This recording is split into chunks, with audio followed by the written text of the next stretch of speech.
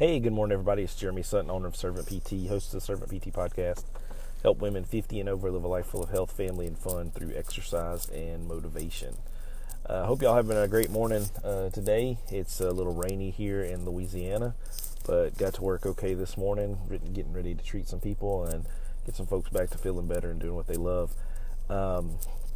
Been off for 5 days for Christmas and spent a lot of time with my wife and kids and extended family and close family and just everybody around the house, and just had a great time and just really enjoyed being with my family, and learned a couple things this week, and just kind of reflecting on time spent with family and this year and things like that.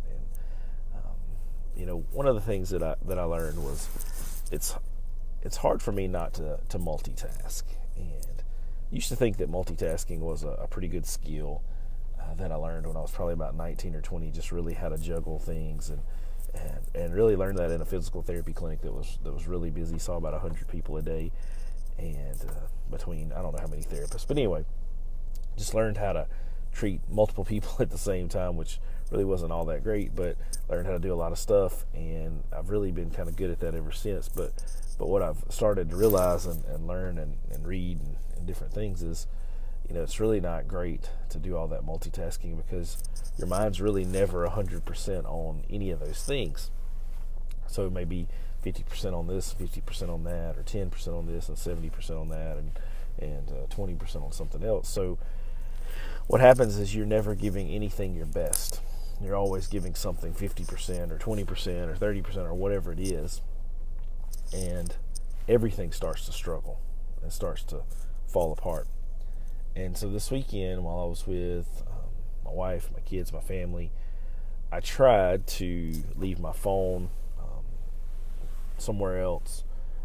I left work at work, and I didn't really work on anything this weekend physical therapy related, which is not very common that happens, but when it does, it's really good, because yesterday I got to sit in my chair and hold both of my kids for an hour and a half while they watched a movie, and got to sleep a little later with them each day, and got to watch them open presents and play with things and share their toys, and got to hear them talk about the true meaning of Christmas and why we were celebrating Jesus' birthday and things like that.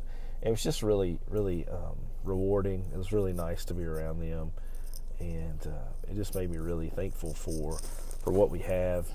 Two beautiful children that are healthy, and I know not everybody's blessed with healthy children or children, and so I don't take that for granted. And another thing I learned this week is something I've been learning through reading and listening to different things is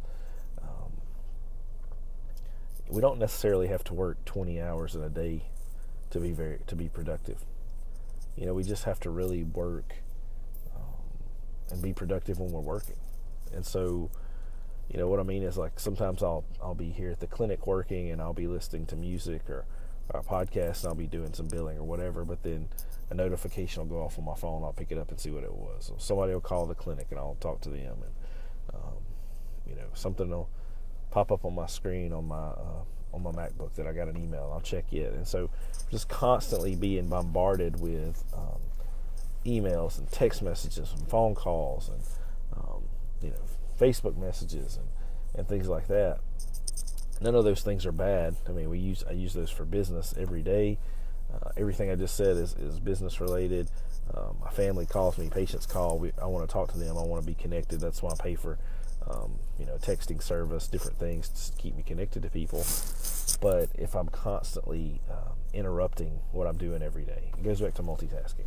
You can't focus on anything. And so something that would have taken me 30 minutes to do might take me 2 hours. I'll just kind of give you an example, and then we'll get finished up for today. Is last week I did some billing, and I said, okay, I'm going to give myself an hour to get this done, and then I'm going to go home. Well, then what I decided to do was turn my phone off or put it face down. I don't remember what I did. I turned my notifications off on my MacBook, And every time something popped into my head that I wanted to do, that I wanted to check, I wrote it down. So the crazy thing is I think I wrote down 7 or 8 things in 30 minutes, but I got all that work done in 30 minutes that I'd given myself an hour for. So I took half the time to do something that I knew was going to take me an hour to do normally because of all the other things, and got it done. And the reality is, if I wouldn't have turned off my notifications and put my phone down, I probably wouldn't have gotten done in the hour. Because I may have 100 Facebook notifications in a day.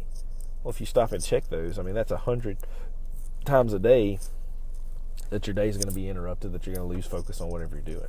So, a couple of big takeaways from this week and just from the last several weeks of reading and listening to podcasts and learning different things is try to be present where you are, and try to pay attention to the people you're with, the work you're doing, the things that you're passionate about and that you're focusing on at that moment. Try not to multitask so much, and then try to remember that we don't have to work 80 hours in a week to be productive and make things work. We just have to be efficient in the time we're working in. And that's something that I'm learning, and I definitely don't have it mastered yet, but it's definitely something that I can see making a big impact on my life, because let's just face it, there's a lot of time that I could be doing something different, and I'm sitting at the computer working, but I'm also checking Facebook, checking Instagram, looking at my podcast, getting on Canva to design something, all things that I really don't need to be doing, but I'm spending time, and that's taking time away from my work and from my family. So we need to focus on what's important, and 2019 is coming up, and there's New Year's resolutions and goals and all this thing, and I think I have 3, 6, 9 times 3 is 27. So I have like 27 goals for next year, and 27 plans of action to accomplish those goals. And that's a lot. Like, saying that out loud, that's like, wow, that's a lot of stuff. But each one of those things is a different aspect of my life that needs to stay in check for the rest of things to go well. And when you sit down and look at it, it's not all that crazy. It's just things that I need to get done. So anyway,